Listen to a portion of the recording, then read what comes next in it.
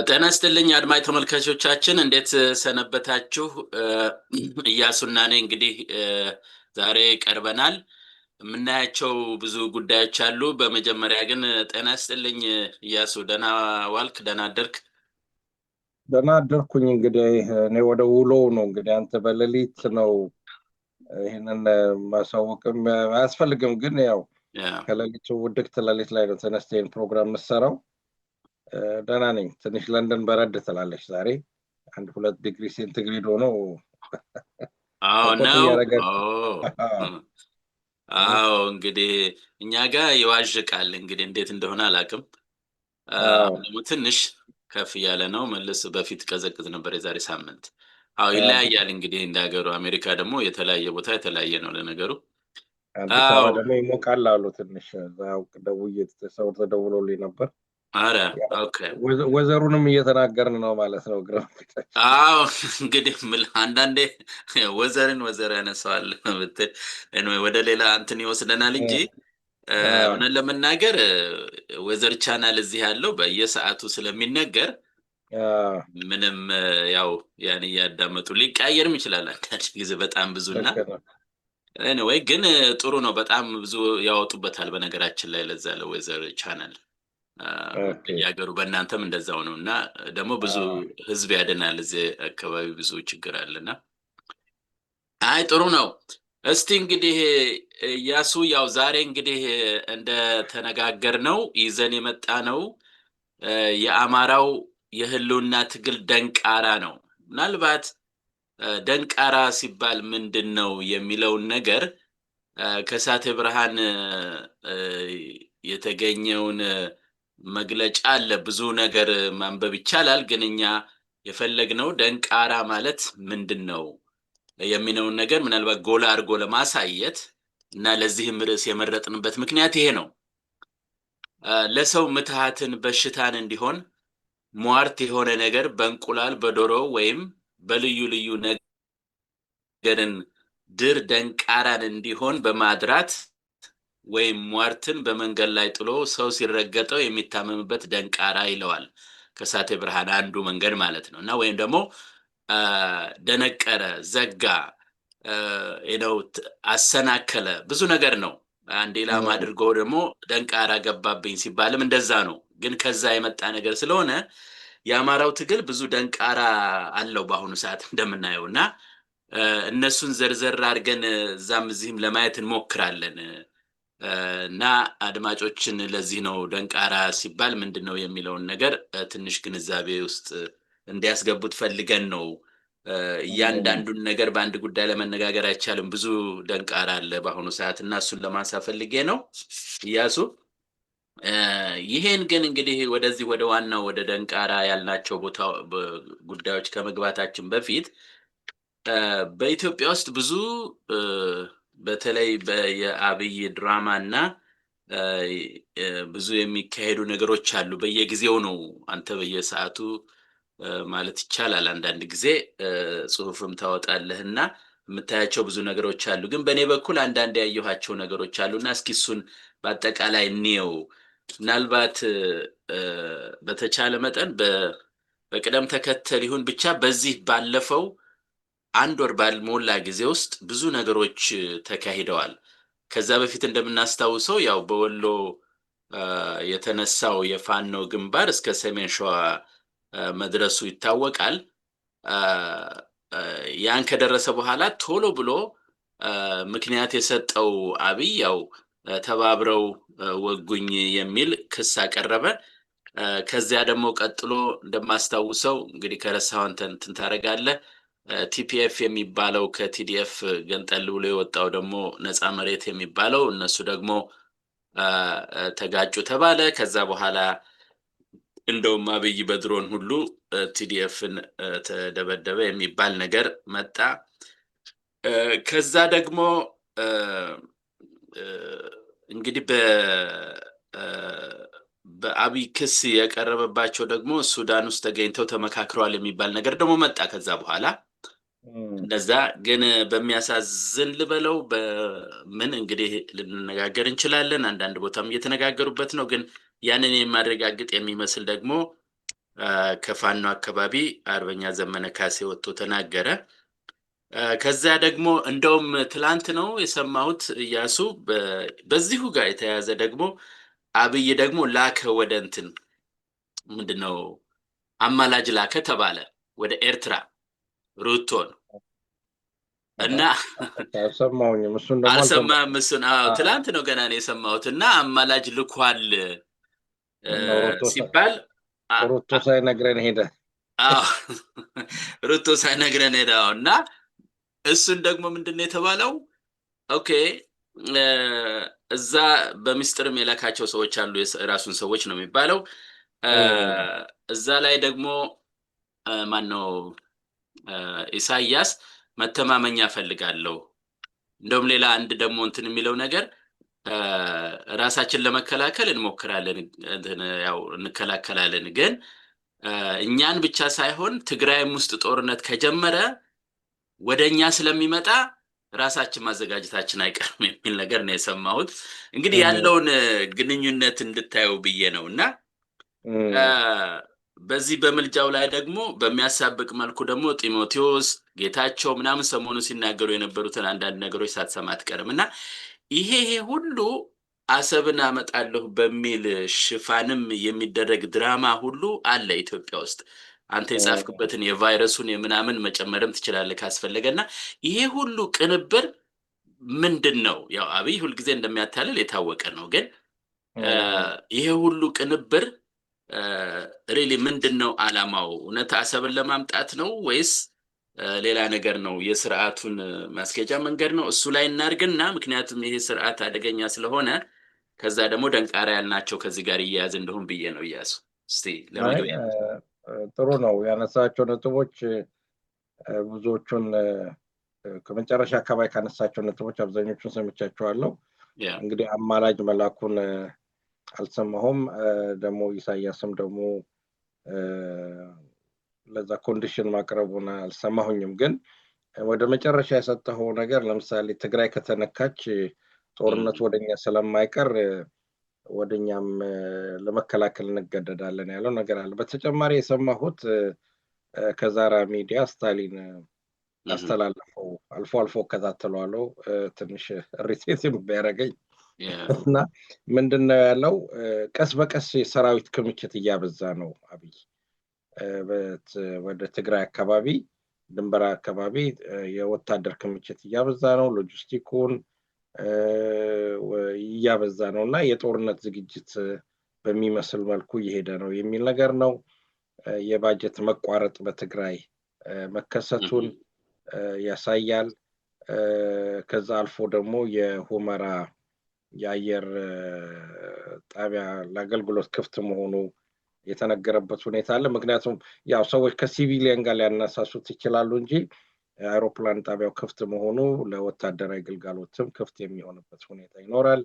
ወታደሮችን ስንቅና ለማመላለስ የሚሆንበት ሁኔታ አለና ይሄ በአንድ በኩል የተያዘ ነው። ካንተ ጋር ቀደም ካመጣኸው የዚህ ወታደራዊ ዝግጅት ጋር አብሮ ተያይዞ የሚሄድ ነው። ከዛ በኋላ ደግሞ አንዳንድ በዚህ በማህበራዊ ህይወት ውስጥ የተከሰቱ ነገር በተለይ የማርበርግ ነው የሚባል ቫይረስ በኢትዮጵያ ውስጥ በጂንካ መከሰቱ፣ ከሆስፒታል ዳይሬክተሩ መባረሩ፣ የጤና ሰዎች መሞታቸው፣ ሲቪሊያን መሞታቸው፣ በቫይረሱ ደግሞ ወደ ሌሎች ከተሞች መከሰቱን የሚያወጡ ዜኖች ቢኖሩም የጤና ጥበቃ ሚኒስቴር ግን ፈጽሞ የለም እስከ ማለት የደረሰ ሰዎች እንግዲህ አዲስ አበባም ገብቷል። የታመመም ሰው አለ የሚባል አለ። ወደ ጳውሎስ ሆስፒታል አካባቢ የገባም ሰው አለ የሚባል ነገር አለ እና እንግዲህ እኛ የምንሰማው ከሚዲያው ስለሆነ ምንድነው ነው ስሞክ ዛት ፋየር የሚባል አይነት ነገር አለ እና የአብይ ስርዓት እንግዲህ በተጨማሪም ከዚህ ላይ አብሬ ማያይዘል ትንሽ ኮንሰርን ያደረገኝ ምንድነው የአሜሪካው አምባሳደር የጤና ጥበቃ ሚኒስትሯን አነጋግሯታል እና ሲሪየስ ማለት ነው። ምክንያቱም በኢትዮጵያ ውስጥ የሚከሰተው ቫይረስ በቀላሉ ወደ ሌሎች ሀገሮች እንግዲህ ኢትዮጵያ የብዙ ሀገሮች ሀብ ነች፣ ቦሌ ኤርፖርት ማለት ነው። የኢትዮጵያ አየር መንገድ ብዙ ሰዎችን በተለያየ ዓለሞች ከሚያሰራጨው አየር መንገዶች ትልቁና አንዱ ነው እና በእንደዚህ አይነት አካባቢ በሽታ ተከሰተ ማለት በቀላሉ አንዱ ይዞት ሊሄድ ይችላል። ትራንዚትም ሆኖ ድንገት ኢትዮጵያ ቦሌ አካባቢ ኮንታሚኔትድ የሆነ ሰው ከተገኘ ሊመጣ ይችላል እና የወርልድ ሄልዝ ኦርጋናይዜሽንም ጉዳዩን የገባበት ጉዳይ አለ። የዩኤን ግን የአብይ መንግስት ክደት ውስጥ ነው ያለው። ትልቅ የሀገር ክደት ነው በዚህ ጉዳይ ላይ እንደዚህ ሊኒየንት መሆን ወይንም ደግሞ ለዘብተኛ መሆን ማለት ነው። ከዛ አልፎ ደግሞ የተከሰተው ሌላው ትልቁ ነገር በቢቢሲ በዓለም አቀፉ ሰርቪስ የወጣው ስለ በተለይ በአማራ ክልል ስለተደፈሩ በወታደሮች ስለሚደፈሩ ሴቶች ጉዳይ የተነሳ ነገር ነው። እንግዲህ ይሄ በጣም የሚያሳዝን ልብ የሚሰብር ነገር ነው። በጣም በሚገርም ሁኔታ እንግዲህ ይሄን በንጽጽር እንኳን ማየት እንችላለን። ብዙ ሳለቅ የኛ አጀንዳ የዛሬው ባይሆንም ወደፊት የምናወራበት ይሆናል። ከዚህ ቀደም በትግራይ በተፈጠረው ጦርነት በትግራይ የነበሩ ፖለቲሻኖች ካድሬዎቹ እንቅስቃሴው በሙሉ የትግራይ ሴቶች ተደፈሩ በሚል እኔም ራሴ በዙም ከፓርላማ አባሎች ጋር የተወያየሁበት ሁኔታ አለ። እርሊ ስቴጅ ወደ 10,000 ሴቶች ተደፈሩ እያለ ቁጥሩ እየበዛ የዓለም አቀፍ መገናኛ መነጋገሪያ ሆኗል። እንዲያውም የጦር ወንጀል ተብሎ የተመዘገበበት ሁኔታና ነበረ። ነገር ግን ኦልሞስት ሳይለንት የሚባል በዝምታ የተካሄደ ደግሞ ትልቅ የሴት መደፈር በአማራ ክልል መደረጉን ቢቢሲ በይፋ አውጥቷል። ለዚህ ስራቸው ልናመሰግናቸው ይገባል። በሚያሳዝን መልኩ ሳምፕል ስተዲ ነው የወሰዱት 4% የሆነ የጤና ጣቢያዎችን ነው። በ4% የጤና ጣቢያዎች ከ2,000 በላይ ሴቶች በመደፈራቸውን እና ከነዚህ ውስጥም ወደ 45 ይሁን ከ40 ምናምን በላይ የሆኑ ሴቶች ደግሞ እድሜያቸው ለ18 ዓመት የደረሱ ናቸው እና አንዳንዶቹ በተክሊል አገባለሁ ብሎ ተስፋ ያደረጉ አበላሽቷቸው ሄዱ እንደውም ቢገሉን ይቻላሉ የሚል ሁኔታ እና ይህ ትልቅ የጦር ወንጀል ነው። እንግዲህ ከዚህ ቀደም እንደምታውቀው ይሄ መከላከያ የተባለው ኃይል በፋኖ የማረካቸውን ወይንም ደግሞ የቆሰሉ ፋኖችን አካላታቸውን በተለይ ጦታቸውን በመቁረጥ ግፍና በደሉን ያሳየበት ሁኔታ ስላለ የዛ ተቀጽላ ነው እና በእንደዚህ አይነት ሁኔታ ነው እንግዲህ የአገሪቱ ድባብ ያለውና በዛሬም ከዛው ቀጥታ ከአዲስ አበባ የሰማሁትንም እዚህ ላይ ሼር ባረግ ደስ ይለኛል።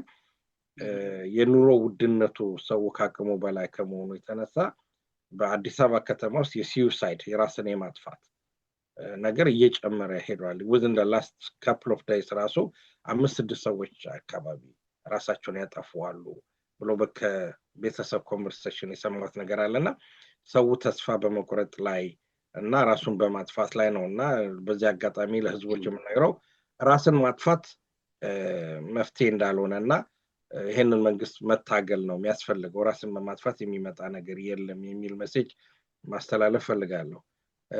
በዚህ ላይ ደግሞ በተጨማሪ የግብሩን ስርዓት በመለወጥ የንግዱን ስርዓት በመለወጥ ህዝቦችን የማማረር ስለአሁንኛ ከቀበሌና ከሸምሱ ሱቅ ዳቦ እየገዛን ያደግነው ለዚህ እድሜ ደርሰናል። ምንም በሽታ ምንም አልደረሰብንም እና ዛሬ ዳቦና እንጀራ በሱቆች እንዳይሸጡ የተለየ ንግድ ቋቋምባቸው ምናምን ይባልና የህብረተሰቡን የኢኮኖሚም መሳለጥ ያላማከለ አይነት ነገር ነው። እንግዲህ የቤት ኪራይ ውድነቱን ታውቀዋለህ። ለእንጀራ መሸጫና ለዳቦ መሸጫ ተብሎ የሚሰራ ሱቅ ላይኖር ይችላል። ከሱቁም ውድ ነው። አንድ ክፍል ቤት ለመኖሪያ እንኳን መከራየት 20,000 ብር 30,000 ብር የሚጠይቅበት ነው እና ግብር በተጨማሪ የሰማሁት ምንድነው የአመታዊ ግብሩ በ3 ዙር እንዲከፈል በየ3 ወሩ እንዲከፈል አይነት በየ3 ነው በአመት 3 ጊዜ እንዲከፈል በማስገደድ ላይ ነው ስርዓቱና የስርዓቱ የገንዘብ እጥረት ስላለበት የገንዘብ ረሃብ ስላለበት ህዝቡን ራቁቱን እያካሄደው መሆኑን ይሄንንም በተጨማሪ ሰምቻለሁና አገር ውስጥ ያለው አጠቃላይ ድባቡ እጅግ የሚያሳዝንና የሚያስፈራ ሁኔታ ላይ ነው ያለው።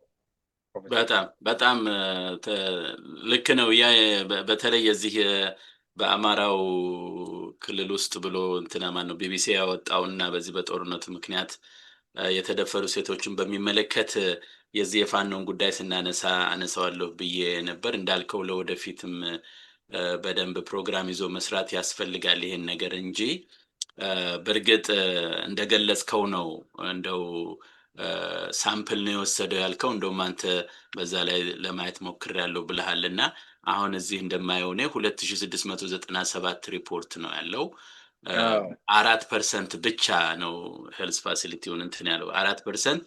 ይሄንን እንግዲህ በ25 ማባዛት ነው ቢያንስ እና ያን ያህል ሰው ተደፍሯል ማለት ነው። ይሄ ደግሞ ሪፖርት የተደረገው ብቻ ነው።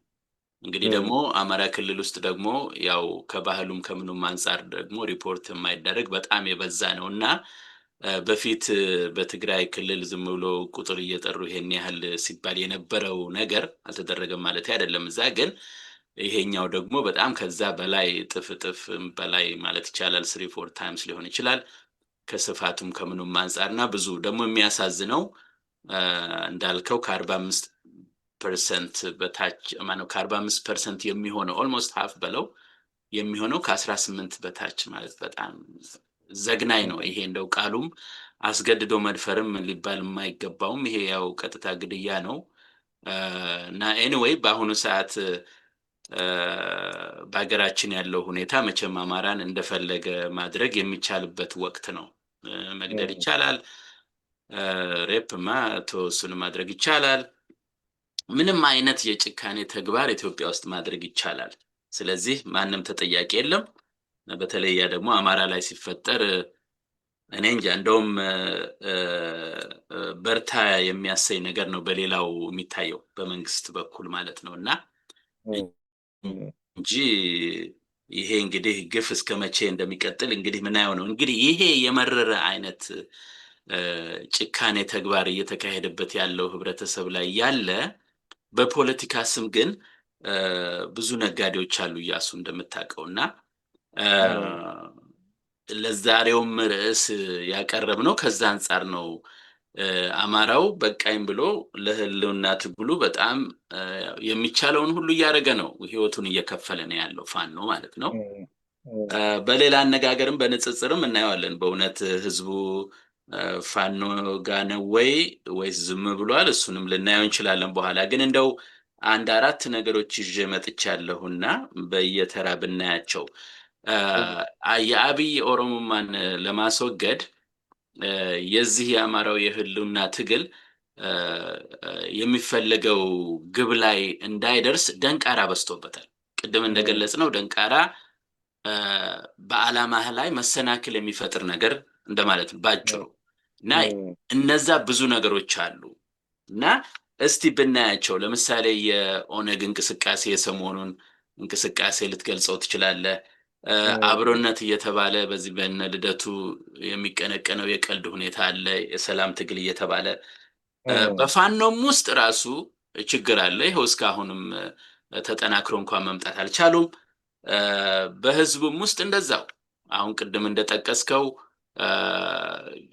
እንዴት ነው ሰው ከመታገል ይልቅ እንዴት ዝም ብሎ መሞትን እንደሚመርጥ እርግጥ መፍረድ አይቻልም። ግን ቢሆንም መሞቱ ካልቀረ ማድረግ የሚገባውን አድርጎ ማለፍ ሲገባው ራስን ማጥፋት ምንድነው? ቤትህም ሲፈርስ ራስን ማጥፋት፣ ኑሮም ሲወደድ ራስን ማጥፋት እና እንዲህ አይነት ነገር ተደራርበዋል እና እነዚህ ሁሉ ደንቃራዎች ናቸው የሚል ሐሳብ አለኝና እስኪ አንድ መዘዝ እያደረግን እንነጋገር እና እስቲ ቀጥል። ደስ ከሚልህ ቦታ ጀምረው ከአራቱ አንዱ ማለት ነው።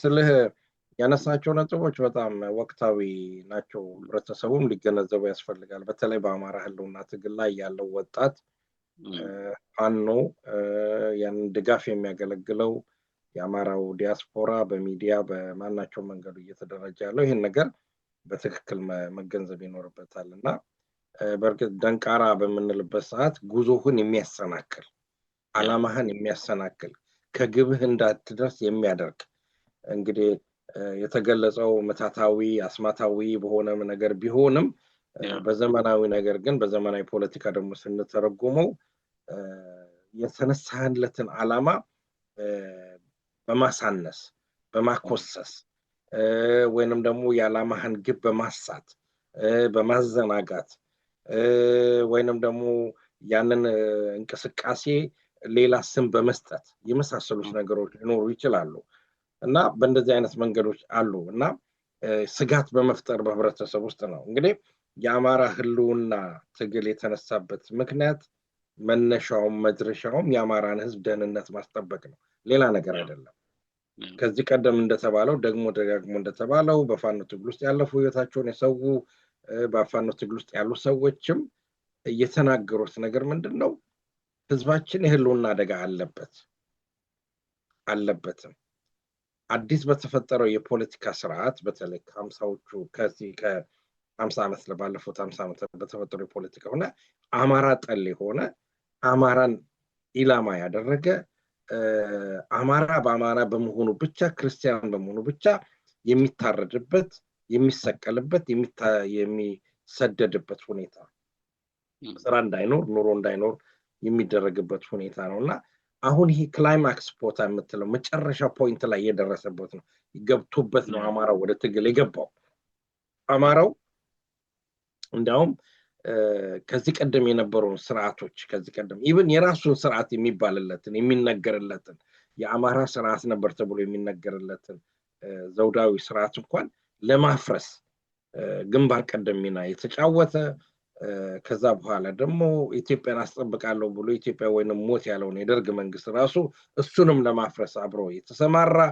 ቀጥሎ ደግሞ የብሔር እኩልነት አመጣው ብሎ የሰራውንና በአማራ ላይ ዘመተውን መሰረ የሆነውን ቲፒኤልኤፍን ካራክሎ ያባረረ ነው ነገር ይህ ሁሉ በሚሆንበት ሰዓት ግን ከበስተጀርባው በጩቤ እየተወጋ በስለት እየተወጋ ያለበት ሁኔታ ነው የፖለቲካ ስለት ውገት ያለበት ሁኔታ ነውና መጨረሻ ላይ ሲመራው ነው በቃ ይሄ ከሆነ የራሴን ህልውና ማስጠበቅ አለብኝ ነው በርግጥ በተፈለገው ደረጃ በተፈለገው መጠን አንዳንድ ጊዜ ከማሽላዋ በላይ የወጣች ማሽላ አንድም ለወፍ አንድም ለወንጭፍ ይባላልና የፖለቲካው ንቃተ ህሊና ወደ ደረጃ ባልደረሰበት ሁኔታ አንዳንድ ነገሮችን መናገር አንችልም ግን አማራው አሁን ባለበት ይዘት የፋኖ ፖለቲካል እንቅስቃሴ በማናቸው መግለጽ ትግሉ የሚካሄደው የአማራን ህልውና ለማስጠበቅ ነው አማራን እንግዲህ ክልል ብለው ከሰጡት የማጎሪያ ሰፈር ውጪ እንዳይኖር ካደረጉት በኋላ አሁን ትላንትና በሐረር በባሌ በማናቸውም ቦሌ ሲገሉት የነበሩትን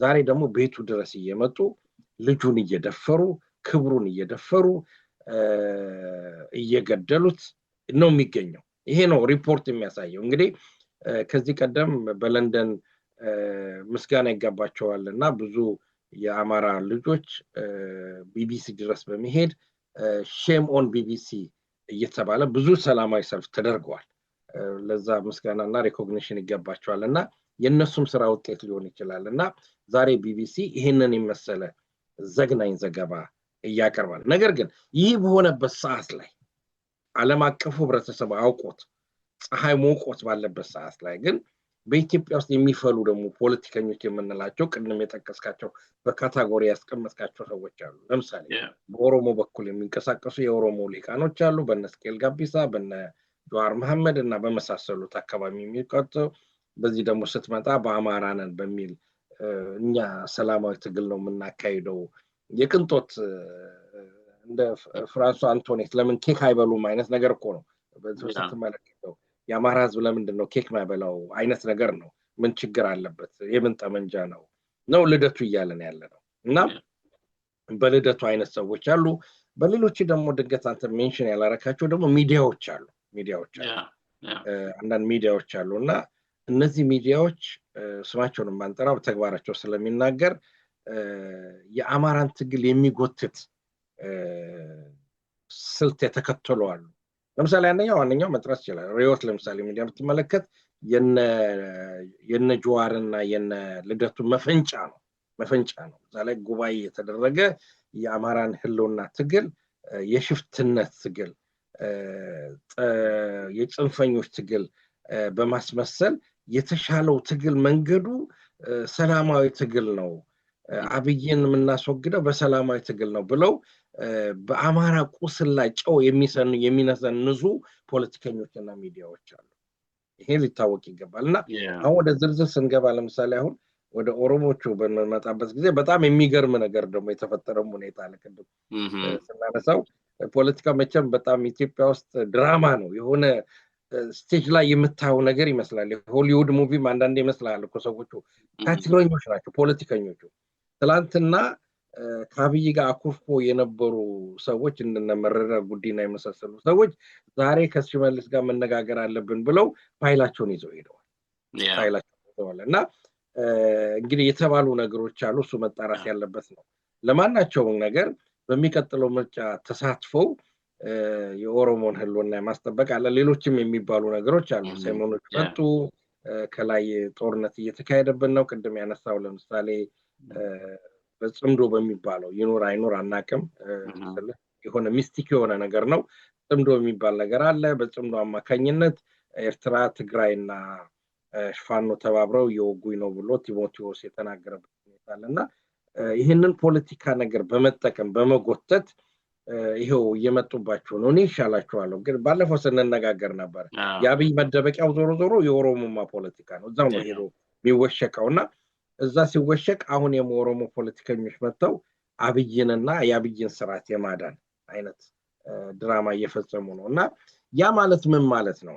ያ ማለት ምን ማለት ነው ስናስቀምጠው ትላንትና በአሩሲ ክርስቲያን በመሆናቸው ምክንያት፣ ኦርቶዶክስ በመሆናቸው ምክንያት፣ በሐረር ካቶሊክ በመሆናቸው ምክንያት አየህ የተገደሉ አብያተ ክርስቲያናቸውን የፈረሰባቸውን ሰዎች ያን ውግዘት ያላረጉ ሰዎች ናቸው። አልጸጸትም እኮ ነው ዳግም አልጸጸትም አሁን በተግባር የምናየው ማለት ነው። ያንን ያደረጉ ሰዎች ተመልሰው ይሄንን ስርዓት ለማቆምና ቢከፋም የኛው ስርዓት ነው። እንዲያውም አንድ ጊዜ ጀዋር የተናገረው መጥረቢያን አንስቶ እኛን ያስቸገረን የራሳችን ልጅ ነው ብላለች ያሉ ዛፍ።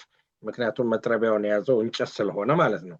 እኛን ያስቸገረን አብይ ነው አይነት ነገር ነውና ከአብይ ጋር የመሞዳሞድ አይነት ነገር ሁኔታ አለ እና እንደውም ይሄን ግብአት አርግበትና ሄድና ወደሚቀጥለው ደግሞ ይላል። ልክ ነው። አረ ይያዛል በደንብ እያሱ አሁን ያነሳቸው ነገሮች በደንብ ነው የሚያያዙት። መራራ ጉዲናና ዳውድ ኢብሳ ናቸው እንግዲህ ሽመልስ ጋር ደጅ እየጠኑ ነው የተባለው እንደሰማነው ከሆነ ደጅ መጥናት አይደለም። ከዚህ በፊትም የሆነ ሆቴልም ተሰብስበዋል። ያው የምናውቀው ጉዳይ ነው። ከዚህ በፊት ተሰባስበዋል እና አሁን ያንኑ ለማስቀጠል ነው እና ድራማ ነው የሚሰሩት።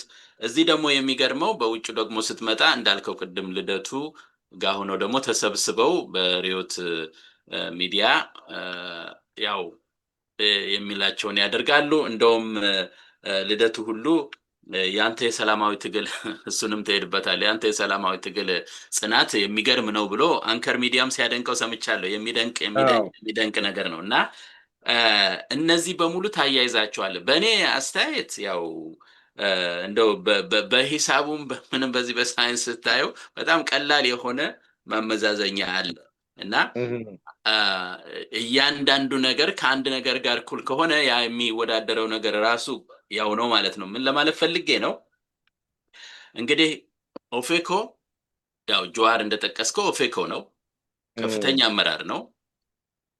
ጀዋር ከነልደቱ ጋር ይሰራል። እንደገና ደግሞ የሱ የጀዋር ጋር የሚሰሩ ከፍተኛ ባለስልጣኖች እነ መራራ ደግሞ ከሽመልስ ጋር ይሰራሉ። ይሄ ማለት ጀዋር ከነሽመልስ ጋር ይሰራል ማለት ነው። ሽመልስ ደግሞ የአብይ ቀኝ እጅ ነው።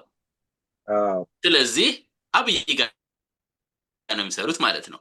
ስለዚህ ልደቱን የት ልታስቀምጠው ነው? አብይ ጋር ነው የሚሰራው ማለት ነው። ምንም ያለማጋነን ምንም ሌላ ወዲህ ልትለው አትችልም።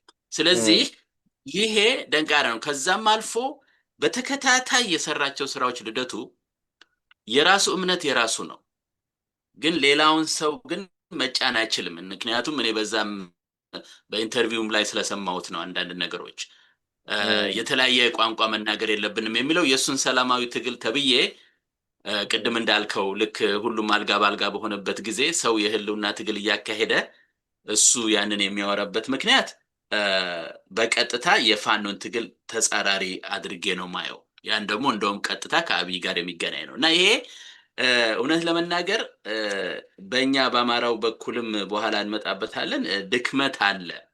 ምክንያቱም እንዲህ አይነት ሰዎችን በቃችሁ ማለት መቻል አለብን። አሁን ይሄ ራስን በምታገለው ትግል ተቃራኒ ሆኖ ተጻራሪ ሆኖ የመጣን አስተሳሰብም መታገል ይገባል እንጂ እንደው ዝም ብሎ የሱ አዳማጭ መሆን አይደለም። ትግሉ የግለሰብ ጉዳይ ሳይሆን የህዝብ ትግል ነው እና በሰው ደም እንደመነገድ ይመስላል አካሄዳቸውና ይሄ በጣም ተገቢ አይደለም። ሚዲያዎችም አደብ መግዛት አለባቸው። ሌሎቹም እነዚህ አይነት ሰዎች ደግሞ አደብ እንዲገዙ ማስገንዘብ ያለበት ይመስላል። ግን ዞሮ ዞሮ የአማራው ችግር ደግሞ ምንድነው? በእኔ አስተያየት ያው የኛ እርስ በራሳችን ለመሰባሰብ በጣም ይቸግራል። ከሌላ ጋር ለመሰባሰብ ግን ይቀላል እውነት ለመናገር እና በጣም የሚያሳዝን ነገር ነው። እኔ አንዳንዴ ነው ሚዲያ ላይ ይሄ ነው ብለህ አትናገረውም፣ ግን ይከብዳል። እንደዛ አይነት ነገሮችም አያለሁ እና ስለዚህ ለነ ልደቱ ማስተላለፍ የሚያስፈልግ መልእክት ያለ ይመስለኛል። ተጨማሪ ካለ በኋላ ግን ከዚህ እሱን ከሰጠኸኝ በኋላ ያንተን አስተያየት በፋኖም ላይ በህዝቡም ላይ አንድ የሆነ ነገር ማለት አለብን። ምክንያቱም ከልክ በላይ ሲያልፍም በጣም ትንሽ ይከብዳል ነው። ፋኖ እስከ መቼ ነው ተጠናክሮ የማይመጣበት ምክንያት የምንለውን ነገር ሁሉ ተጠናክሮ ሲባል ነው በድርጅት ማለት ነው።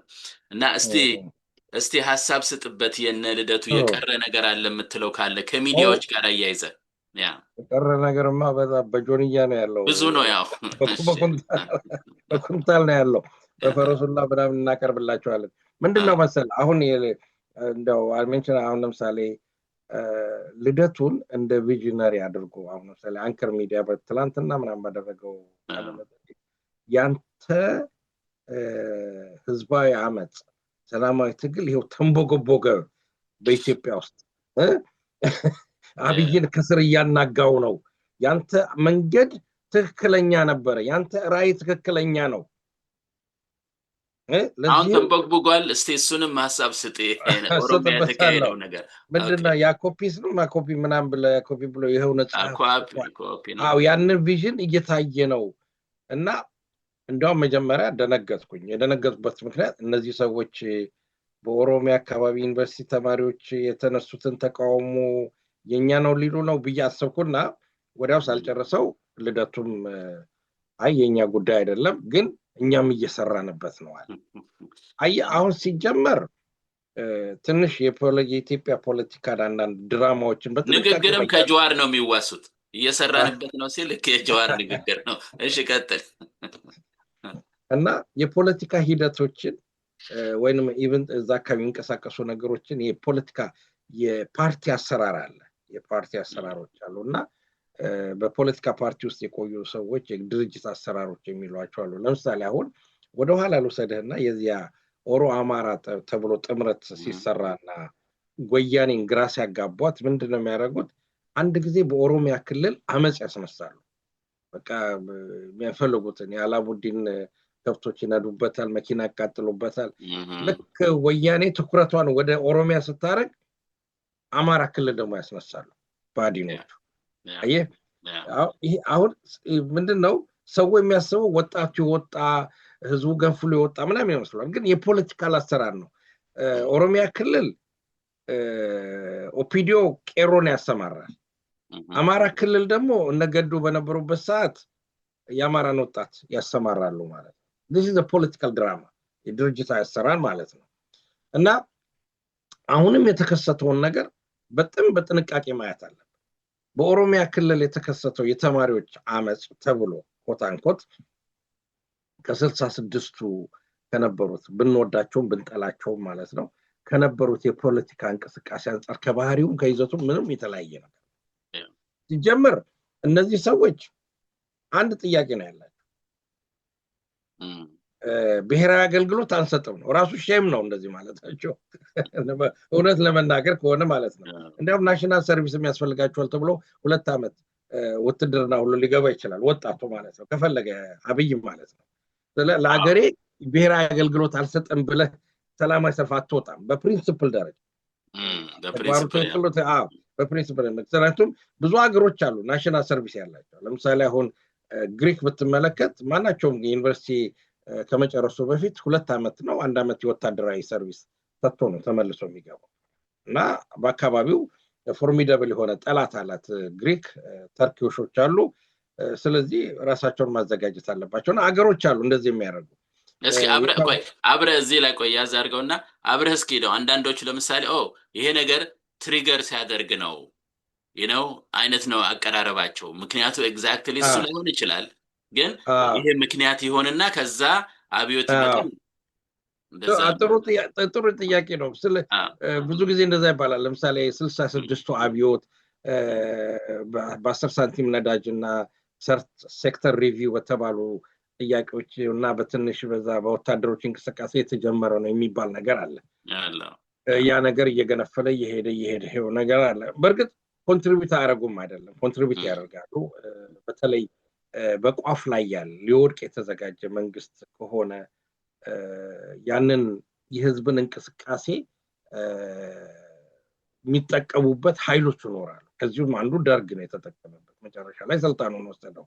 ነገር ግን የመጀመሪያው በልጅነት የፖለቲካል ሳይንስ አንዱ በማጠናበት ሰዓት የኢትዮጵያን አብዮት የመራው ማን ነው የሚል ጥያቄ የተጠየቁበት ጊዜ ትዝ ይለኛል እና የዛን ጊዜ ግራ ገብቶኛል እኔ ማላውቀው ማንን እና ግን መጨረሻ ላይ ስረዳው የፒቲ ቡርዣው እንቅስቃሴ ጸረ ኃይለ ሥላሴ የነበረው እንቅስቃሴ የነበረው ሽኩቻ የመራው የነበረው ያንን ኤክስፕሎይት አድርጎ ግን ወታደሩ መልሶ የነጠቀው አይነት ነገር ነው። ይሄ ነገር ይፈጠራል ወይ ነው? አሁን ያንን አይፈጠርም ማለት አይደለም። ግን በኢትዮጵያ አሁን ለምሳሌ እዚህ በኦሮሚያ ክልል አካባቢ ተሰራው አንደኛ በብርሃኑ ነው ማናም የሚባለው የትምህርት ሚኒስቴር ላይ ያነጣጠረ አንድ ግለሰብ ነው እየሰደቡ ያሉት። ሰርቪስ አንሰጥም ዳውን ብርሃኑ ነው የሚሉት እነዚህ ሰዎች። እና እንግዲህ አሁን አንድ ነገር አስበው ይኸውልህ ብርሃኑ አዲስ የትምህርት ፖሊሲውን መደገፊያ አይደለም። አዲስ ፖሊሲ ብሎ አብዛኛውን ተማሪ ጥሎ ጥቂቶቹን ነው ወደ ዩኒቨርሲቲ ያስገባቸው ማለት ነው። እነዚህ ልጆች የሱ ልጆች ናቸው ማለት ነው በአንድ በኩል ማለት ነው። ታንኪዩ ማለት አለባቸው። ጥሩ ፈተና ሰጥተን አስገብተናል ማለት ነበረባቸው በአንድ በኩል። ነገር ግን ጂኦግራፊካል ሎኬሽኑ ስትመለከተው በኦሮሚያ ክልል መጀመሪያ ብቻ መደረጉ ከዛ በኋላ ያለምንም ኮሽታ ወደ ቤታቸው መሄዱን ስትመለከተው በዚህ ውስጥ ድርጅታዊ አሰራር ሊኖር ይችላል የምትለውን ግምት ልትወስድ ይችላል። ለነሱ ግን ማጣፈጫ እንዲሆናቸው አንዳንድ የዜና አውታሮች በአክሱም አዲግራት ነው በአክሱም ዩኒቨርሲቲ ተደረገት ብለዋል። አሁን ዛሬ ደግሞ ጠዋት ስሰማ ነበር በአማራ ክልልም ተደረገ የሚለው ነገር አለ። እሱንም ማጣራት ያስፈልጋል። ነገር ግን የዚህ ድርጅታዊ ስራ ነው። የአብይን አይደለም እየተቃወሙ ያሉት፣ የኑሮ ውድነትን አይደለም እየተቃወሙት ያሉት፣ ጦርነትን አይደለም እየተቃወሙ ያሉት፣ አሁን በመጣው በሽታ ላይ የመንግስትን እርምጃ አይደለም እየተቃወሙ ያሉት፣ በሴቶች ላይ በወታደሮች የሚያደርሱትን መደፈር አይደለም እየተቃወሙ ያሉት። እነዚህን አይደለም እየተቃወሙ ያሉት። አንድ ነች ተቃውመዋል። የዩኒቨርሲቲ ተማሪ ስትሆን ልታነሳ የምትችለው ጥያቄ ለናሽናል ሰርቪስ አልሰራም ስትል የናሽናል ጥያቄ ይዘህ መነሳት አለ። የድሮ ተማሪዎች ራይት ኦር ሮንግ የመሬት ላራሹ ጥያቄ አንስተዋል። ሌላው ቢቀር ማለት ነው ደሃው ገበሬ ተበደለ ብሎ ነው። እነዚህ ሰዎች እኮ አገልግሎት አንሰጥም ለሀገሬ አይነት የሚል ነገር ነውና አንደኛ የንቃተ ህሊናቸው ደረጃ የሚያሳይ ነው እንግዲህ ከዛን ስትመለከት። ስለዚህ አሁን እነሱን ተዋቸውና የፖለቲካ ስራ ሊሆን ይችላል የኔ ግምት ማለት ነው ዋይልድ ሊሆን። ምክንያቱም የጅጅጋ ዩኒቨርሲቲ አልተነሳም፣ ጋምቤላ አልተነሳም፣ አማራ ክልል አሁን የሚባል አለ የድርጅቱ ስራ ሊሆን ይችላል። የብልጽግናውን ካድሬ እስቲ አንድ አማራ አካባቢ አስነሳና ጫጫው ሌላው ይችላል። አብይ ትግራይ ውስጥ አልተነሳም። ተነሳ የተባለው ሳማራ ዩኒቨርሲቲ ያለ አልተነሳም፣ ሐረር ዩኒቨርሲቲ ያለ አልተነሳም። የተማሪዎች ዩናይትድ የሆነ ነገር አይደለም። አሁን እዚህ ላይ ሚዲያዎች እንዲህ አይነቱን እየወሰዱ አብይ ያበቃለት ብለው ህዝቡን ያደናግሩታል። ደንቃራ ያልከው እሱ ነው። ደንቃራ ማለት ህዝቡን በትክክል ትግሉ ምን እንደሆነ ለምሳሌ ይሄን ልውሰድልህና ከዚህ ቀደም ከጥቁሩ ካባ እስከ ነጩ ካባ የሚል አርቲክል የጻፈ በዶክተሮች እንቅስቃሴ ላይ ያተኮረ አርቲክል ጽፌ ነበር። የአናሊሲስ ምንድነው? ጥናቱ ምንድነው? እነዚህ ዶክተሮች የተባሉት በደል አልደረሰባቸውም አላልኩኝም፣ ደሞዝ አይገባቸውም አላልኩኝም፣ ይገባቸዋል። ዲዘርቭ ኢት ይገባቸዋል። ነገር ግን የጠየቁት ጥያቄ የህዝብ ጥያቄ አይደለም፣ የተደራጀ ጥያቄ አይደለም፣ የፖለቲካል ጥያቄ አይደለም፣ የዳቦ ጥያቄ ነው። ይሄንን የዳቦ ጥያቄ ነጩ አብዮት እያላችሁ አታሞካሹ። አትዋሹ ህዝቡን አታደናግሩት አታዘናጉት ጥያቄውን በጥያቄነቱ በትክክል እናቀርበው ባህሪውን የሚለውጥ ከሆነ ኢንተርናሊ ራሱ ዲቨሎፕ አድርጎ ይለውጥ በውስጡ ቀስ እያለ ይለውጥ ካለወጠ ግን የሆነ እና ይሄ ነገር እንደተጀመረ ይጠፋል የሚል መደምደሚያ ነበር የሰጠው በርግጥ በዚህ በኩል የተቃወሙ ሰዎች አሉ ነገር ግን አሁን እንደምናየው የዶክተሮች ጥያቄ የለም እንኳን የዶክተሮች ጥያቄ ነው ዛሬ ዶክተሮች ለምሳሌ ጂንካ ሆስፒታል ጀነራል ሬፈረንስ ሆስፒታል ነው ዳይሬክተር የተባለ ቢኒያም የተባለ መሰለኝ ስሙ ባለሳሳት በሽታ በሀገራችን ገባ ብሎ ፕሮፌሽናሊ ደሞዝ አልጠየቀም ፖለቲካ አልጠየቀም በምሎ ተገዝቶ የገባበትን የሙያዊ ግዴታ ስለተወጣ ከስራ ተባረረ ያ እዚህ ላይ ያሱ ምንድነው እኔ እንደማየው እንዳልከው ነው በትክክል ደንቃራ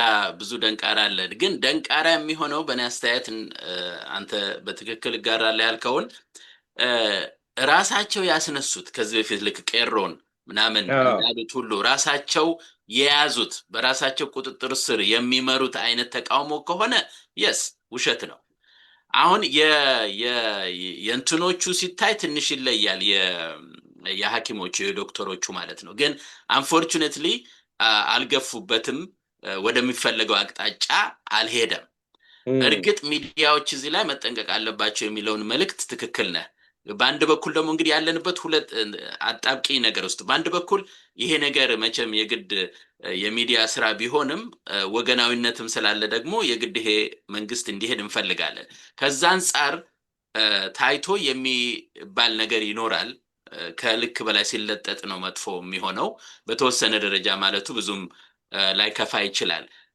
ግን ዞሮ ግን አሁን የሚያስማማው ምንድነው ከዚህ ብልጽግና ተጽዕኖ ውጪ የሆነ እንቅስቃሴ ከሆነ ተስፋ አለው አለበለዚያ ግን ተስፋ የለውም ደንቃራ ነው ውሸት ነው ምክንያቱም እናብይ ነግረውናል እነጆዋር ነግረውናል ያ ኦሮማራ የተባለ ከዚህ እንደውም በኋላ የነሱ የትግሉ መሪ ሆኑ በኋላ ያው አብይ እንግዲህ እውነትና ውሸቱ ባይለይም ዞሮ ኤኒዌይ ግን እንደሚመሩት ግን ታውቋል እነለማ ምንም አሉበት ተብሏል በጊዜው እና አሁንም ይሄን ነው የሚያደርገው እንደውም የመጣልኝ ሐሳብ አሁን በገለጽከው ላይ ያችን ነገር አንድ ጥያቄ ብቻ ሲያነሱ ያንን ወስዶ አብይ ይጫወታል እንደገና እንዴት ነው ናሽናል ሰርቪስ ቢሚሉት በጣም ያሳፍራል ብሎ ደግሞ በራሳቸው ሊመጣ ይችላልና that's what he's doing አዎ እና ይሄ ትክክል እና በዚህ መታለል አያስፈልግም አማራው ለዚህ ነው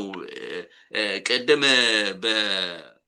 በቆያ አገላለጽም በባህሉም ቢገለጽም እኮ ደንቃራ ነው ከቤት ስትወጣ አንድ ነገር ሲያጋጥምህ ደንቃራ ነው በእንቁላልም በምንም በመተትም የሚባለው ነገር ግን ዞሮ ባህላዊ ነገር ቢሆንም መሰናክል ማለት ነው ዞሮ እና እንዲህ አይነት መሰናክሎችን አማራው ፈጽሞ ለዛ መጨፈን አለበት አይኑን ሆነ ለመናገር በጣም በፍጹም እንደው ማየትም የለበትም አለበለዚያ ያዘናጋል ለዚህ ነው እኔ ወደ በኋላ መምጣት የፈለኩት ምክንያቱም በፋኖም ላይ ቢሆን እንዲህ አይነት ነገሮች ፋኖ ጠንክሮ መሄድ ነው እንጂ ያለበት የሚሰራውን ስራ እንደው ዝም ብሎ እዚህም እና ልደቱ ሲናገሩ የሰላማዊ ትግል አለ ሲባል ኦኬ በሰላማዊ ትግል ቀጥሉ እንደዚህ አይነት መዘበራረቅ ይታያል ሆነ ለመናገር በርግጥ መተቸት አስቸጋሪ ቢሆንም ግን ትችት ግን ያስፈልገዋል እና ፋኖም ቢሆን ኮስተር ያላካሄድ መሄድ አለበት መነጋገር አለበት በውስጡ እንደው ዝም ብሎ ከዚህ በፊት በሰላማዊ ትግል ውስጥ ሲሰበሰቡ በርግጥ አርበኛ ዘመነ ካሴ መጥቶ እኛ በሰላማዊ ትግል እንቢ ስላለ ነው የምንታገለው ብሏል ጥሩ ነበረ ግን ፈርስት ኦፍ ኦል እዛ መቅረቡ አሁን ለሁለተኛ ያደረገው መግለጫ ደግሞ ትንሽ አሳሳቢ ነገር ተፈጠመ ሄዶ ህዝቡንም እንደዚህ አድርጎ ምናምን እንሰራበታለን ማለት መጀመሪያ የያዙትን የዛው የትጥቅ ትግል በስነ ስርዓት አንድ ሆነው መገስገስ አለባቸው ሆነ ለመናገር ሌላውን ዝም ብሎ ሁሉንም ነገር መዋጠጥ አትችልም አንፎርቹኔትሊ በነብርሃኑ ጊዜ ሲያታልሉን የኖሩበት ነገር አለ ይሄ ሁለንተናዊ ትግል ኢን ፕሪንሲፕል ሁለንተናዊ ትግል ምናምን ትላለ ግን እኔ አንዳንድ ጊዜ እሱንም ማይሆነ ዝም ብሎ ሁሉንም መቧጠጥ ማለት ነው። አንድ የያዝከውን ነገር አድምተህ መስራት እኔ እንደዛ ነው ማለት። አድምተህ መስራት ሲገባ እዚህም ሄዳለሁ እዚህም ሄዳለሁ እዚህም ሄዳለሁ ስትል ትንሽ እንትን የሌለው ኦርጋናይዝድ ያልሆነ አካሄድ ይመስላል እና ህዝቡንም ያደናግራል። እና እስቲ በእነዚህ በፋኖም ማድረግ ያለበትን የግድ እያንዳንዱን እያነሳን ለመተቸት አይደለም፣ ህይወታቸውን ይከፍላሉ እናምናለን። ግን ዞሮ ዞሮ ደግሞ አካሄዱ ጥሩ ሆኖ ለውጥ እንዲያመጣ ስለምንፈልግ ህዝቡም ዝም ብሏል። እውነት ለመናገር ህዝቡም ተኝቷል። አዲስ አበባ ያው ቅድም እንዳልከው ነው፣ ራስን ማጥፋት መፍትሄ አይደለም ከመታገል ይልቅ። እና ምንድን ነው ምን እስከሚሆን ነው? እንዴት ነው ሰው ለመጥፋት የሚዘጋጀው? ነው ዝም ብሎ ቁጭ ብሎ ማለት ነው። እና እሱን ላይ እንሂድና የዛሬውን እንደመጠቅ ብናጠቃልለው በ10 ደቂቃ ውስጥ ማለት ነው። ጥሩ እንግዲህ ምንድነው ቅድም ያለው ነገር ነው ይሄ ስለ ቅድም ሁለት የለየኸው ነገር አለ። አንደኛ የለየኸው ነገር ምንድነው ይሄ በራሱ የመጣ እንቅስቃሴ ነው። የደሞዝም ጥያቄ ይሁን የተለያዩ ኑሮ ጥያቄዎች ጀኒውን የሆነ ጥያቄዎች ይሁኑ ያንን አግባብ ባለው መንገዱ ትኩረት መስጠት ነው የሚያስፈልገው። አንዳንድ ጊዜ ያለቅልቅ ስትለጥጠው ቅድም እንዳልከው አንደኛ እዛ ሀገር ቤት ውስጥ የሚንቀሳቀሱ ሰዎች ኢላማ ውስጥ እንዲገቡ ማድረግ ነው። የሌለነ ትርክት ትፈጥራለህ። ስለዚህ እነሱ ራሳቸው ይሄንን እኮ አላልኩኝም ብለው መሸሽ ሁሉ ይጀምራሉ። አንዳንድ ጊዜ ደሞዝ ጭማሪ ነው የጠየቁት እንጂ የስልጣን ጥያቄ መች ጠየቁ ይልና በዛ አካባቢ የተሰባሰበው ሰው ሁሉ ይወጣል። ምክንያቱም እንቅስቃሴያቸው ራሱ ድርጅታዊ የሆነ አይደለም፣ የታቀፈ አይደለም፣ የተዋየበት ግራስሩት የሆነ እንቅስቃሴ አይደለም እና በደሞዝ ጥያቄ ተብሎ ሆይ ሆይ ተብሎ ይመጣሉ። የዛን ጊዜ ውጭ ያለው ደግሞ እንደ አንከር ሚዲያ አይነቱ ነገር ዝም ብሎ የተለጠጠ ፖለቲካ እሰራበታለሁ ብሎ እንግዲህ እነሱ የፖለቲካ ሊቃን ስለሆኑ የተለጠጠ ፖለቲካ ስለሚሰሩበት አብዮት ብለው ሲጠሩት አብዮቱ መጨረሻ ላይ ወደ አልተጠበቀ አቅጣጫ ይሄድና ነገሮች ሁሉ ይበላሻሉ። ዛሬ ደግሞ የኦሮሚያ ክልል ያሉትን አንዳንድ ቦታ ፍሬም ሲያደርጉት ማለት ነው የተማሪዎች እንቅስቃሴ ተብሎ ነው በደፈናው የተነገረው። አዲስ አበባ ዩኒቨርሲቲ እኮ አለ እዛ በራቸው ላይ እኮ አንድም ኮሽ ያለ ነገር የለም። አንርሳው እኮ ትልቁን ዩኒቨርሲቲ ኮሜርሻል ኮሌጅ አለ፣ ብዙ ኢንስቲትዩሽኖች ያሉበት ነው። ምንም ኮሽታ የለም። ስለዚህ አንዳንድ ጊዜ ፖለቲካል ናሬሽን በምንሰራበት ሰዓት እና ለፕሮፓጋንዳም ቢሆን ከእውነታው ከሪያሊቲው በጣም ባንርቅ ጥሩ ነው። ከሴንተሩ ከመካከሉ እየራቅን በሄድን ቁጥር ከእውነቱ እየራቅን ይሆንና ፖለቲካ ጨዋታችን ራሱ ውሸትና ተረት የበዛው ይሆናል እና መጨረሻ ላይ ዝም ብሎ ለዚህ ነው አሁን ለምሳሌ ቅድም ዘመነ ከሴን አንስተዋል። እንደው እዚህ ላይ ልጨምርልህና እንደው ትሄዳለህ እንትን ብዙ ሳታልፈው ብዬ ነው። ይሄ ፕሮፓጋንዳማ እንዳልሰራ ከዚህ በፊት በወያኔ ጊዜ ያየነው ነው። እኔ በተግባር ያየሁት ነው። ማለት እነ መሳይን በተመለከተ የሌለ ወታደር ከ400 የማይበልጥ ወታደር እንደ ግዙፍ ወታደር አድርገው የግንቦት ሰባትን ሲዘግቡ የኖሩ ናቸው። ያ ብዙ አሳስቷል። አንተም በዛ ማኔጅመንት ውስጥ የነበርክበት ዘመን ነበር መሰለኝ። ማኔጅመንት ሳይሆን ደጋፊ ነኝ እኔ፣ ዋናዎቹ ሌሎች ናቸው። ግን ምንድነው ያው እንሰማለን የነበረው ኢንፎርሜሽን በደንብ እናውቃለን ማለት ነው። እና ምን ለማለት ፈልጌ ነው ያንን የተለጠጠ ነገር በማድረጋቸው ምክንያት ትዝ ይልህ እንደሆነ ከሰላማዊ ትግልም ከምንም እያሉ ወደ ትግሉ ለመግባት እያሉ ኤርትራ በረሃ ሄደው የቀለጡ ብዙ አሉ። እንደውም እኔ ካለሁበት ከተማ የ3 ልጆች አባት ተስፋ ይባላል፣ በደንብ ይታወቃል። ሄዶ ለትግል ሄዳለሁ ብሎ በዛው ቀርቷል ይሄ ልጅ። እንደውም ብዙ ታሪክ አለው። በእርግጥ እነሱ ናቸው አይደለም፣ ብዙ ችግር አለ። እና ምንድነው ይሄ የሚያሳየው የማይሆን ተስፋ ተደርትና አሁን መጨረሻ ላይ ሄዶ ብርሃኑ እንደተንጠላጠለው እንደዛ አይነት ነገር ነው የምትሆነው። አየህ ዝም ብለህ በዚህ ታምታታና መጨረሻ ላይ ሄደህ ያው ለግል ጥቅምህ የምታካሄደው ጉዳይ ነው የሚሆነው። እና ያ መሆን የለበትም። ትክክለኛውን ኢንፎርሜሽን መናገር ያስፈልጋል፣ በአግባቡ መሄድ ያስፈልጋል እንጂ ዝም ብሎ በሰው በዚህ በተለየ አማራው የህሉና ትግል ላይ መቀለድ ግን አይቻልም። እውነት ለመናገር ይሄን አማራው መናገር መቻል አለበት። ዝም ብሎ አዳምጦ መሄድ አይደለም። እንዴ በጣም እኮ አንዳንድ ጊዜ እኮ ይገርመኛል እያሱ ነው አሁን ሁሉም ይተቻል። አሁን ሁሉም አንድ ነው፣ እነሱንም ጨምሮ ይተቻል። 5-6 ዓመት ከሱ ጋር ከቆዩ በኋላ መጥተው አሁንም ስቲል እነሱ እና ኤኒዌይ ቢናገሩት ሆድ ባዶ ይቀራል የሚባል አባባል አለ አማራ እና እሱም በሱ ትቼዋለሁ። እና ሰው ግን ማሰብ አለበት፣ አማራው በተለይ ማሰብ አለበት ለማለት ነው። ይቅርታ ቀጥል። አይ ጥሩ ነው። ምክንያቱም ስለ ፖለቲካ እንደምንቀል ለምሳሌ አሁን የቤተክርስቲያኑ እንቅስቃሴ የነበረበት ሁኔታ ነበረ።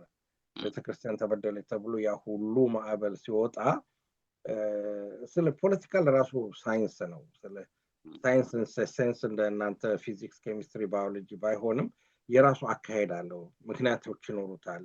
የምታስቀምጣቸው ሁኔታዎች አሉ፣ ተሞክሮዎች አሉ። በአለም ላይ በኢትዮጵያ ውስጥ አብዮት ሲነሳ በኢትዮጵያ ውስጥ ራሱ ተሞክረዋል፣ እንቅስቃሴዎች ተሞክሮዎች አሉ እና ብዙ የሚያስተምሩን ነገሮች አሉ። ድርጅት ያስፈልግሃል፣ ድርጅት አመራር ያስፈልግሃል። ለዛ አመራርና ተገዥ የሚሆን ሰው ያስፈልግሃል። ለዓላማ ሟች የሚሆን ሰው ያስፈልግሃል። እነዚህ ሁሉ ተጠናክረው ነው ውጤት የሚያመጡት እና አንዳንድ ጊዜ አንሪሌትድ የሆኑ ያልተገናኙ ነገሮችን ታመጣና ለፕሮፓጋንዳ ኮንሰምፕሽን ትለና ነገሩን ቅድም ባልከው መሰረት ተለጠጠውና ትዝ ይለኛል የዛ መሳይ ካኪ ልብስ የለበሱ ወታደሮች በቃ ሰራዊት መጣ ከበቡ ወያኔን ብለህ የምታስብበት ይሆናልና አንዳንድ ጊዜ ያልሆነ ነገር ነው። አሁን ለምሳሌ ወደ ወንድማችን ዘመነ ካሴ ስንወስድ እየመጣን ነው አይነት ነገር የአዲስ አበባ ህዝብ ይዘጋጅ፣ እንቅስቃሴ ይደረግ ነው። ሀሳቡ ጥሩ ነው፣ በዛ ላይ ምን ችግር የለብንም። ግን ያላደራጀኸውን ህዝብ እንዴት አድርገህ ነው የምታንቀሳቅሰው ነው። ካለ እሰየው ነው፣ እኛ ማወቅም የለብንም። ነገር ግን ፖለቲካሊ ያልተደራጀ ኃይል ለውጥ ሊያመጣ አይችልም። ስለ አሉ አንዳንድ ጊዜ ስለ በዚህ ላይ ብዙ ሰዓት ስለሌለ ነው እንጂ መፈንቅለን መንግስት እንደዚህ የሚካሄድ ምናምን የመጀመሪያው ሲአይኤ ያካሄደው በኢራን ላይ ያካሄደው $2,000-3,000 የፈጀ መፈንቅለ መንግስት ነው። የተወሰኑ ሰዎችን አንቀሳቀሰ፣ ሆሊጋኖችን አንቀሳቀሰ፣ ከተማ አስረበሸ፣ የሲአይኤ ኤጀንት መንግስት ለወጠ። እንደዚህ አይነት ነገሮች አሉ። የውስጥ ኤጀንቶች እንደ ሲአይኤ እንደ ኬጂቢ እና ሞሳድ ምናምን በሚገቡበት ሰዓት ነገሮች የሚፈጸሙ ነገሮች አሉ በተለያዩ። ነገር ግን ትክክለኛ አብዮት ለማካሄድ ትክክለኛ ለውጥ ለማካሄድ ከተፈለገ መደራጀት ያስፈልጋል።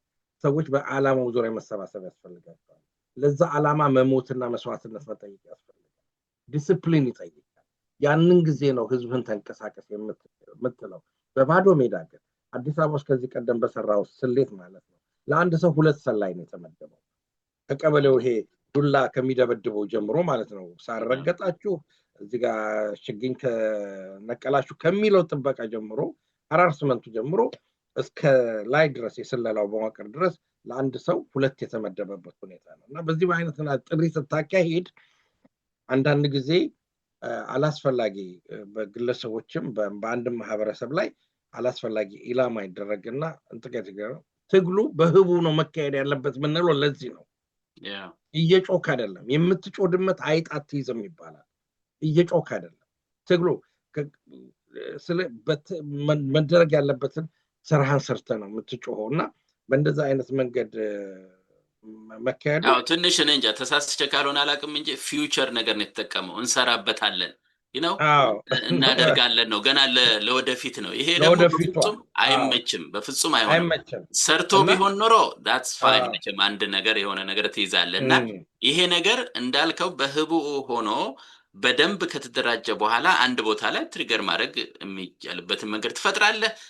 ብትናገርም ክሌም ብታደርግም ጥሩ ነው፣ ወዲያው ይፈጸማል። ግን ሁልጊዜ እንደዚህ ሲባል አስቸጋሪ ነው። ትዝ ይልህ እንደሆነ ከዚህ በፊት በጣም ቆይቷል እንጂ ያን ጊዜ በተፋፋመበት ወቅት እኛም በጣም ወደ አዲስ አበባ ሂዱ በምንልበት ጊዜ ሁሉ አንዳንዶቹ ከዛ ሆነው በቃ አዲስ አበባ ጠብቁን መጣን ምናምን አይነት ነገር ሲባል ፕሮፓጋንዳሽ ግን ቢሆንም ትንሽ ሁኔታዎችን በደንብ ከጎመራ በኋላ የምታደርጋቸው ነገሮች አሉ ለማለት ነው እንጂ ጥሩ ነው፣ እውነት ነው።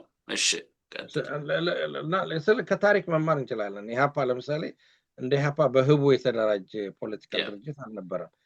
በአንድ በኩል ግን ያንን ህቡዕነታቸውን በራሳቸው በፈጠሩት ለምሳሌ የከተማ ትጥቅ ትግል ብለው በጀመሩበት አንደኛው ዊንግ በጀመረበት ሁኔታ ላይ ስለዚህ በፖለቲካ ውስጥ በነበረው ልዩነትም ነበር እንጀምር ትክክል ነው ትክክል አይደለም የሚልና ደርግ የወሰደውን እርምጃና መኢሶን ጋር ተባብሮ የወሰደውን እርምጃና የደረሰውን ጥፋት ማየት እንችላለን።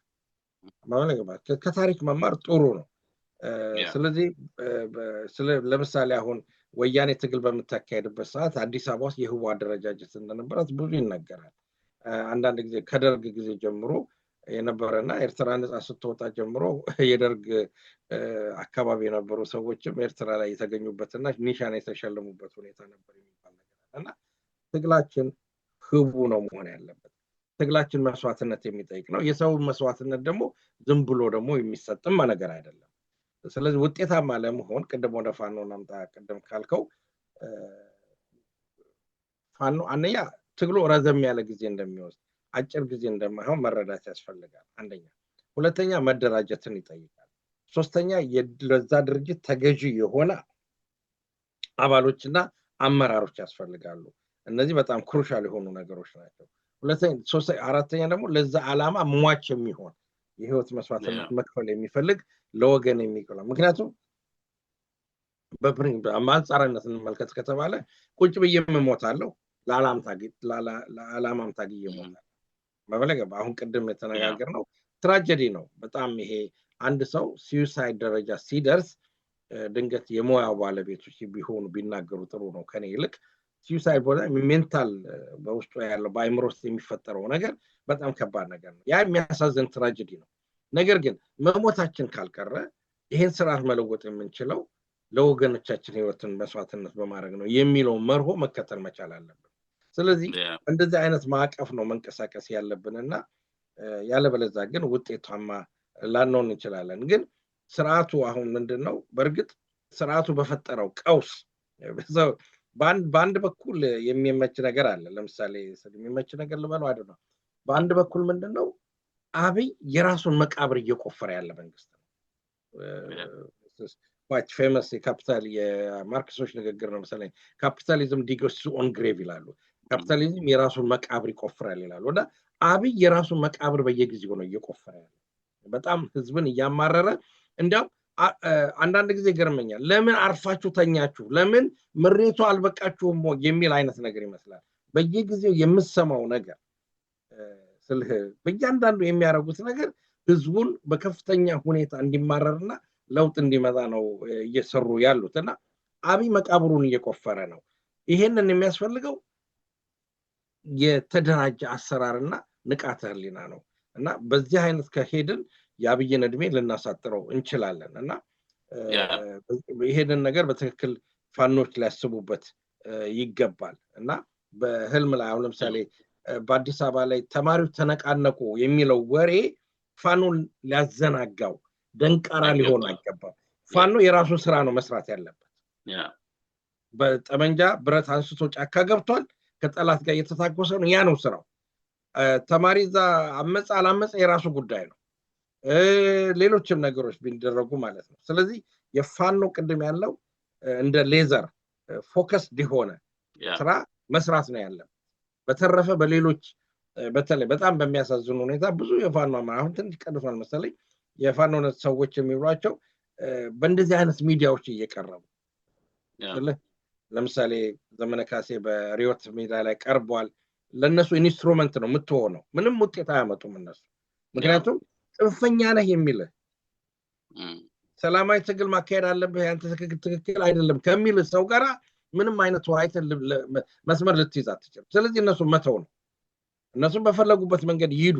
ግን የአማራ ህልውና ትግል ልክ እንደ ሌዘር ፎከስ ባደረገ መንገዱ ማካሄድ ነው ያለበት። የጎንያሻቸውን ትለው ቢቻል ቢተባበሩ ጥሩ ነው። ካልተቻለ ደግሞ የጎንዮሽ ጥላት ፉክክራቸውን ትለው ወደ ትግሉ ላይ ቢያተኩሩ የተሻለ ነው እላለሁ። ይሄንን በጣም ተገቢ ነው ነው ብዙ ጊዜ ኢትዮጵያ ውስጥ እንደሚባለው የሚቋቋመው ድርጅት ሁሉ የህዝብ ተከታይ ነው የሚሆነው። ህዝቡ ሲነቃነቅ በዛ መንገድ ይሄዳለሁ የምትለው ነገር ብዙ አያስኬድም። እንደው ቢሆን እንኳን በእነ አንከር አገላለጽ እንደው ያንኳን ሰልፍ ቢኖር ያን ተከትለህ የምትሄደው አይደለም አለበለዚያ ወዴት እንደሚሄድ ስለማይታወቅ አላማ ምናምን ሊያስፈልጋል ማለት ነውና በነገራችን ላይ የሰውየው እረፍት የለውም ያልከው አንድ ዛሬ መቼም ያው በመዝገበ ቃላት ደግሞ ትንብያለውና አንድ ምን ይላል ከደስታ ተክለወልድ የተዘጋጀው አማርኛ መዝገበ ቃላት ነው ሰላም ሲል ሰላም አማን ደህንነት ደህና ጤና እረፍት ፍቅር አንድነት ምስጋና ማለት ነው ይላል ይሄ ሰውዬ ምንም የለውም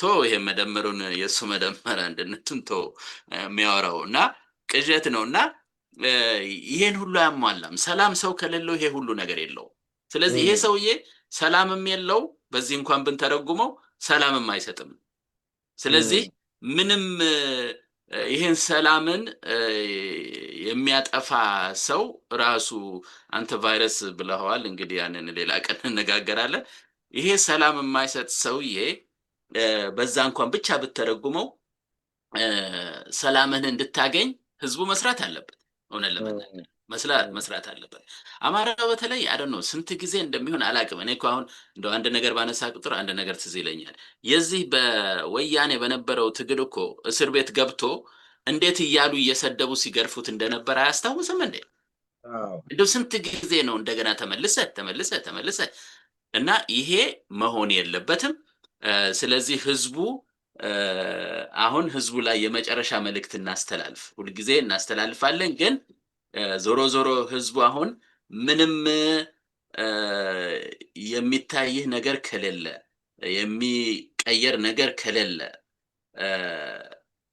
ስለዚህ ተስፋ ማድረግ ያለብህ ነፃነትህን ብቻ ነው ስለዚህ እሱን ለማድረግ ደግሞ ምን ማድረግ አለበት የሚለው ነው ባጭሩ እንዲሁ ምናልባት ይሄ አንዳንድ ቦታ የተነሳውም ደግሞ ከቁጥጥራቸው ውጭ የሆነ አይነት እንኳን አንዳንድ እንቅስቃሴ ቢፈጠር እንዴት ሃንድል ማድረግ እንዳለበት ህዝቡ መልእክት እናስተላልፍና በዚህ ብንቋጨው ዛሬ ምን ይመስላል ያሱ አይ ጥሩ ነው ያው ለዛሬው እንቋጨውኝ ነገ እንገናኛለን ተመልሰን በጉዳዩ ለመወያየት ቅድም ያልከው ነገር ነው አንድ ትንሽ ድንገት ሰዎች ቢረዱም ጥሩ ነው በርግጥ ለምሳሌ ኦፊሻል የሆነውን የአይምሮ ማነቃቂያ ሬድ ቡል የምትለውን ድሪንክ አብይ በየጊዜው ይጠቀማል የሚል ከዚህ ቀደም ዶክተር ሚልኬሳ ነግሮናል እንግዲህ ሬድ ቡል እዚህ ሀገር ከ18 ዓመት በታች የሆነ ሰዎች እንኳን መውሰድ የተከለከለ ነው ኢፌክቱ ብዙ ስለሆነ ማለት ነውና ይሄ ሰውዬ እንቅልፍ ሳይኖረው ነውና ከዚህም በላይ የሆነ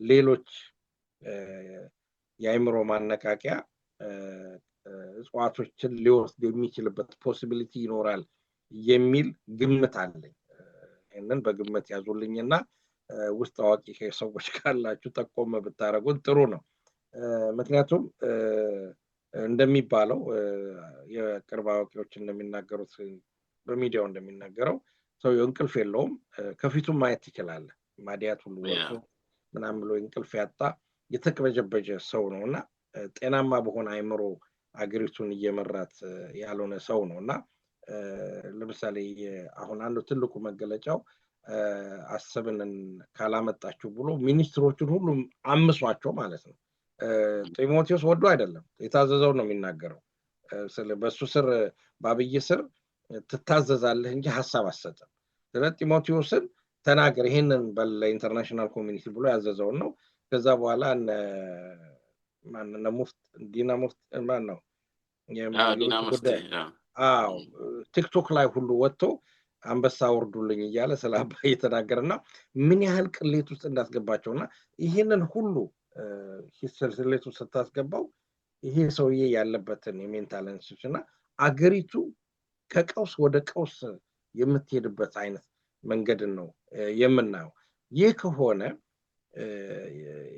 ቅድም ያልነው ነገር ነው ፋኖ አንዳንድ ጊዜ ለትግሉ ፈርታይል የሆነ ግራውንድ አለው በጣም ፈርታይል ግራውንድ አለው ምክንያቱም አንዳንድ ጊዜ ይሄ ሰውዬ መልካም ቢሆንና ድንገት አንዳንድ ሰዎች ሰው ያላየውን ነገር አይተው ቢነሱ በጣም አስቸጋሪ ይሆን ነበር ለምሳሌ አብይ እንደመጣ ሰሞን አብይን መቃወም ማለት ኦልሞስት የማርያም ጠላት መሆን ማለት አይነት ነገር ነበር አበበ ገባ የዛን ጊዜ ሁሉ ከሊቅ እስከ ደቂቅ ድረስ ሙሴያችን ተብሎ የሚደገፍበት ሰዓት ስለነበር ኧረ ተው ይሄ ሰውዬ ኢህአዴግ እኮ ነው ኦፒዲዮ የነበረ ሰው ነው ምንም አያመጣም ተው ይሄን ነገር ያልን ሰዎች አለን። የዛን ጊዜ ግን ብዙ ተቃውሞ የደረሰብን አለ። አሁን ግን ቀላል ነው። ለምንድን ነው ቀላል የሚሆነው? ግፉ በስቷል፣ ጽዋው ሞልቷል። ህፃናት እየተገደሉ ነው፣ ምዕመናን እየተገደሉ ነው፣ እህቶቻችን እናቶቻችን እቤታቸው ውስጥ እየተደፈሩ ነው፣ ሃይማኖቱ እየተደፈረ ነው። ይህ ሁሉ ባለበት ቦታ ላይ ፋኖ ምንም የሚያስቸግር የለም።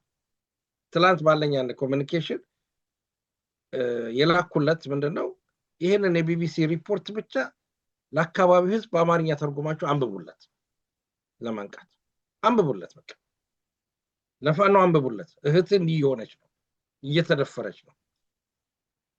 የዛን ጊዜ ነው ደመራ መራራ ሆምጣጣ የሚሆን እና ትግሉ የሚያመች ሁኔታ የተፈጠረለት ሁኔታ ነው። ስለዚህ ይሄንን ትግል በአግባቡ ግን መመራትና መከታተል ነው። ይሄንን ኦፖርቹኒቲ ሉዝ ማድረግ የለብንም። አሁን ቅድም መጀመሪያ አካባቢ ያነሳው የነመሪራ የነምናምን የዛ መሰባሰብ ቅድም ያመጣው ኢኮዥን አለ።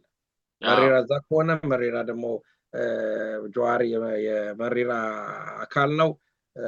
ልደቱ ደግሞ ከጆሃር ጋር ይሰራል። ዳር ኢኳል አየህ፣ እነዚህ ሰዎችን በእንደዚህ አይነት ስሌት ነው ጥሩ የማስገንዘቢያ ነገር ነው ያመጣው። ምክንያቱም መሪራ ማን ነው? ከዛ ጆሃር አለ፣ ከዛ ልደቱ አለ። ስለዚህ የልደቱን ነገርና በዛ ዙሪያ ያሉትን ሰዎች ነገር መስማት የለበትም የአማራው ህልውና ትግል ማለት ነው። ስለዚህ ቅድም እንዳልኩት ሌዘር ፎከስ በሆነ መንገድ የተመቻቸለት ነገር አለ። ኢንተርናሽናል ኮሚቴው የዓለም አቀፍ ህብረተሰብ አንክትፍ አርጎት የጠላው መሪ ነው አብይን እና አገዛዙን የጠላው መንገድ ነው። በእርግጥ ቶሎ እርምጃ ላይወስዱ ይችላሉ፣ ቶሎ ድጋፍ ላያደርጉ ይችላሉ። አንዳንድ ነገር አለ። ግን በቢቢሲ ደረጃ የብሪቲሽ ብሮድካስቲንግ በፓርላማ ቦዲ የሚመራ ነው። ዝም ብሎ የሚያወራ ነገር አይደለም፣ ተጠያቂ ነው። እንደውም አንድ በሆነች እንኳን በትራምፕ ክሪቲሳይዝ ተደረገ ተብሎ 2 ነው 3 ሲኦ ነው የተባረረው በስራ ምክንያት። ቀላል ጉዳይ አይደለም። ስለዚህ በቢቢሲ ያ ነገር ቀረበ ማለት ነገሩ በሰነድ ገብቷል ማለት ነው። ስለዚህ ለፋኖ የተመቻቸለት የትግል ማሳ ነው የተሰጠው። ይሄንን ማሳ ማራስ አለበት ፋኖ፣ ማስተማር አለበት ህዝቡ። ይሄንን ነው ጥሩ ማስገንዘቢያ ነው። ምክንያቱም ልክ እንደዚህ ለዚህም ነው እነዚህ በሙሉ ቅድም ያልናቸው በሙሉ ዙሪያውን ከበው ደንቃራ የሆኑበት ለዚህ ነው። አየህ፣ ለማሰናከል ይፈልጋሉ።